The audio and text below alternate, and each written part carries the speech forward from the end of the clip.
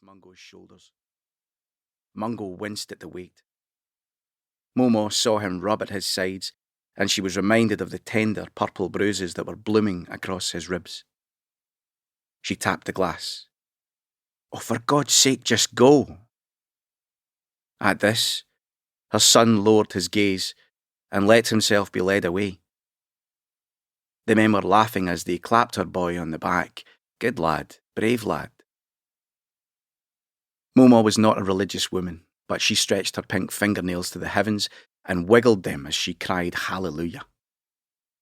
She tipped her tea into the parched spider plant, and filling her mug with fortified wine, she turned up the music and kicked off her shoes. The three travellers caught a corporation bus into Sauchiehall Street. Glasgow was in a rare swelter, and they had to push upstream through rowdy gangs of shirtless men, already poached pink from the sun. City benches were lined with thick-armed grannies, proper in their hats and goodwill coats, and sweating heavily across their top lips. As sticky-faced wains skipped across the street, the women pulled their heads into their fleshy chests and dozed in the heat. They reminded Mungo of the tenement pigeons, big lazy doos, with their eyes half closed and their heads swallowed by neck feathers. The city was alive with the sound of buskers competing with the battle-rattle of a practising orange band. Like chirruping songbirds, the orangemen's piccolos made a sweet trilling sound against the heavy thump of a lambeg drum. The tune was so affecting that an older, refined-looking gentleman was lost in reverie and weeping big dewdrop tears. Mungo tried not to stare at the sight of a man crying so openly. He couldn't be sure whether the man wept in anguish or with pride. There was the glint of an expensive watch band peeking from out of his suit sleeve, and Mungo decided, based on no other information, that it was too ostentatious, too indiscreet, to belong to a Catholic. The men lumbered in the sunshine. They were weighted down with armfuls of thin plastic bags, a satchel filled with fishing tackle, and a camping rucksack. Mungo could hear them complain of their thirst. He had known them only an hour, but they had mentioned it several times already. They seemed always to be thirsty. "I'm gasping for a good drink," said the elder of the two. He was already beetroot red and overheating in his thick tweed suit. The other man ignored him. He was walking bandy-legged, as though his tight denims were chafing his thighs. They led the boy into the bus station, and with a rattle of coins they boarded a coach that would take them out of the north side of Glasgow and towards the green hills of Dumbarton.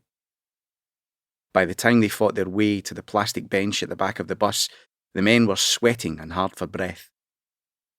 Mungo sat between them and made himself as small as possible. When one of them looked out the window, he studied the side of their face. If they turned his way, he would feign interest out the opposite window and try to avoid their eyes. Mungo braced his chin onto his chest and tried to stop the nervous itching that was spreading across his face as he watched the grey city go by. He knew he was doing that thing again, the crinkled nose, the blinking, the face that looked like he might sneeze but never would. He could feel the older man's gaze upon him. "I can't remember the last time I came out of the city." The man's voice had a raspy quality, like he had a throat full of dry toast. He would occasionally inhale in the middle of a sentence, wavering, like each word might be the last one he managed.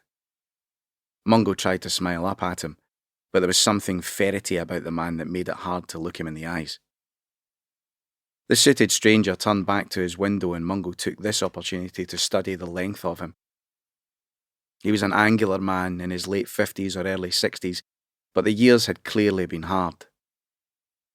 Mungo had seen his kind before. The young Protestant hooligans off the scheme often hounded men like him for fun, rounding up the jangling drunks outside the working men's club, taunting them towards the chip shop, and then swooping as the last of their coins fell from their burst pockets. Neglectful eating and hard drinking had withered and jaundiced him.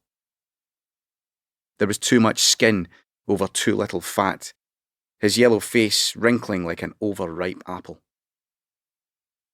The man's tatty jacket was mismatched with a pair of dress trousers. the knees of which... To keep listening to this audiobook, I've left you a link in the description so you can do it, at no cost thanks to Audible's 30-day free trial.